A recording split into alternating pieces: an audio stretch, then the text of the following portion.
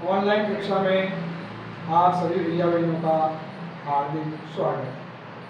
भैया बहनों, आज अपन बसंत भाग 2 कक्षा सप्तमी की हिंदी की पुस्तक में पाठ 5 मिठाई वाला, इसके बारे में अध्ययन करेंगे। इस पाठ 5 के लेखक श्री भगवती प्रसाद वाजपेयी जी हैं।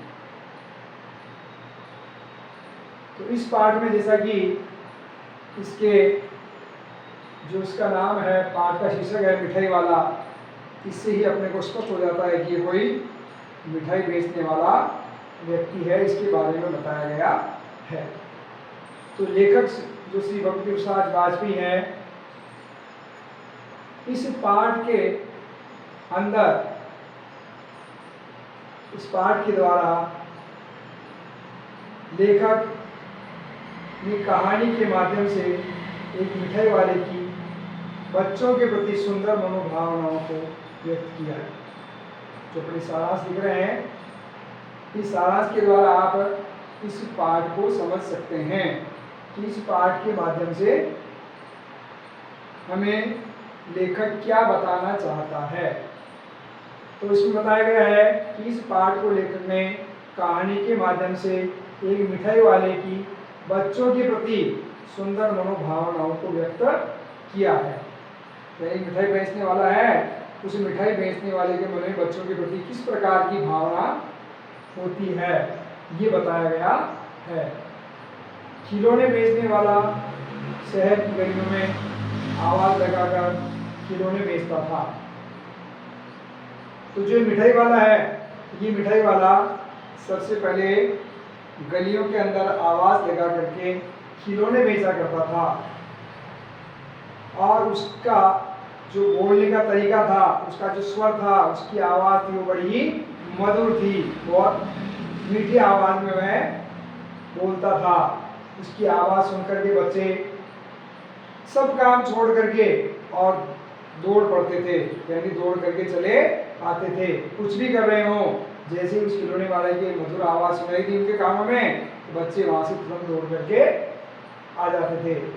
कुछ दिन बाद वह मूली बेचने के लिए आने लगा। यानी पहले तो वो खिलौने बेचता था, अब खिलौने बेचते बेचते वो कुछ दिन बाद वह बीच में रुक गया, और रुकने के उपरांत अब वह मुरली बेचने के लिए आने लग गया। और वह मुरली भी बहुत सुंदर ढंग से बजाता था, और इतनी अच्छी बजाता था कि उसकी मुरली की आवाज सुनकर के बच्चे दौड़ते हुए उसके पास मुरली खरीदने के लिए आ जाते थे, और उसकी आवाज को सुनते और मुरली खरीदने का प्रयास करते, मुरली खरीदते। बीच में फिर कई दिनों तक वह वापस नहीं आया, वह रुक गया। मुरली बेचता बेचता बीच में वापस कई दिन तक नहीं आया, रुक गया। तो लोग उसे भूल गए। जब बीच में कई दिन तक नहीं आया तो लोग उसको वापस भूल गए कि यहाँ पहले एक खिलौने वाला आता था, उसके बाद में तो मुरली बेचता था, और आजकल वो तो आता ही नहीं है, लोग भूल गए। फिर कुछ महीने बाद गली में बच्चों को बहलाने वाला मिठाई वाला की आवाज सुनाई दी। कुछ दिनों बाद वह वापस आया, और आने के बाद वह बोलने लगा कि बच्चों को बहलाने वाला मिठाई वाला, ऐसी आवाज को लगाने लगा। तो एक रोहिणी नाम की महिला थी, उसके बच्चे भी उसके पास में बार बार, जब भी वह खिलौने बेचने आता तो खिलौने लेने जाते, मुरली बेचने आता तो मुरली लेने जाते, अब मिठाई बेचने आया तो मिठाई के लिए जिद करने लगे।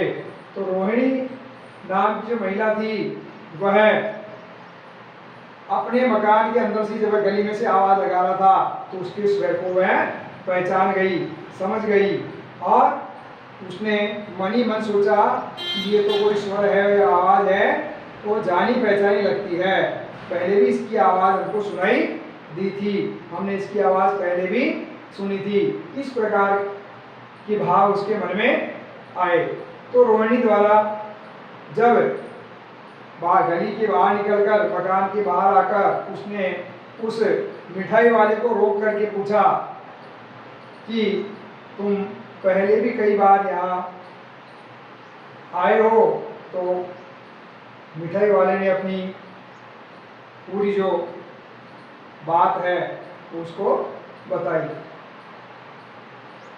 और उसने बताया कि कभी वह शहर का प्रतिष्ठित व्यक्ति था, यानी जो मिठाई बेचने वाला है उसके बारे में। जो रोहिणी ने पूछा कि तुम पहले भी तुम्हारी आवाज़ सुनाई दी और तुम पहले भी कई बार यहाँ सामान बेचने के लिए, किलो मिठाई बेचने के लिए, मूली बेचने के लिए आते थे, तो ऐसा उसको जानकारी हुई। तो उसने उससे पूछा कि क्या तुम पहले भी इस प्रकार यहाँ सामान बेचने आए हो? तो उसने कहा कि हाँ, मैं पहले भी यहाँ पर बेचने के लिए आ चुका हूँ। तो उसने फिर उसके परिवार के बारे में, उसके बारे में पूरी जानकारी प्राप्त की। तो उसने बताया कि परिवार में उसकी पत्नी और 2 बच्चे थे, परंतु अब कोई नहीं है, अब उसके परिवार में कोई भी नहीं है। वह अपने बच्चों का अभाव पूरा करने के लिए, यानी बच्चों की जो कमी है उसको पूरा करने के लिए, जब उसको बच्चों की याद आ जाती है तो वो इस प्रकार से सामान खिलौने बेचने के बहाने, मूली बेचने के बहाने, मिठाई बेचने के बहाने वो आता है और बच्चों को इस प्रकार से देख करके उसका मन प्रसन्न हो जाता है। तो इस अपने मन को संतुष्ट करने के लिए, अपने मन को प्रसन्न करने के लिए, अपने बच्चों की याद को मिटाने के लिए, पूरा करने के लिए वह सामान बेचने के लिए आता है। उसके पास पैसों की कोई कमी नहीं है। उसी समय रोहिणी के दोनों बच्चे वहाँ पर आते हैं और मिठाई लेने के लिए मचलते हैं, जिद करते हैं। फिर मिठाई वाला उनको मिठाई दे देता है और मिठाई देने के बाद में रोहिणी की बार बार कहने पर भी वह उनसे पैसे नहीं लेता है और वह आगे बढ़ जाता है, आगे चला जाता है। इस प्रकार से एक मिठाई वाले की कहानी लेखक ने इस पाठ के माध्यम से प्रस्तुत की है। इस कहानी को अपन विस्तार से अपनी हिंदी की जो पाठ्य पुस्तक है उसको पढ़ेंगे तो आपको समझ में आ जाएगी। संक्षेप में मैंने आपको ये पूरी जानकारी पाठ की दी है।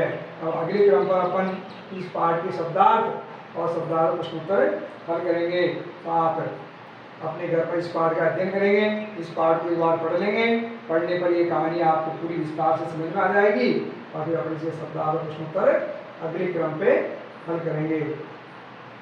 आप सभी स्वस्थ रहें, प्रसन्न रहें और अपना जो ये इसमें पाठ के माध्यम से आपको ऑनलाइन के माध्यम से गृह कार्य दिया जा रहा है उसको करते रहें और पाठ को भी आप घर को पढ़ते रहें, अध्ययन करते रहें। सभी प्रसन्न और स्वस्थ रहें। धन्यवाद।